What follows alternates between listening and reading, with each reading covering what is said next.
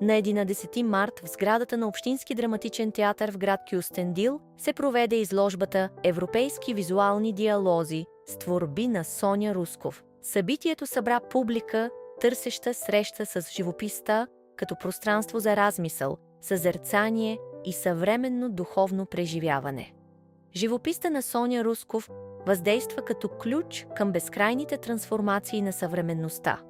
Чрез наситена цветност и символни знаци тя интерпретира библейските притчи в съвременна визуална естетика. Колажът се среща с класическата живопис. Фините велатурни ефекти се наслагват върху почти гравиран живописен слой. В асоциативни композиции се преплитат битовото и божественото, всекидневното и непреходното. Сюжетите търсят баланс между противоположности, нежност и насилие, самовглъбеност и сценично присъствие, дълбочина и повърхност. Сънищата се превръщат в живописни реализации на творческата будност на авторката.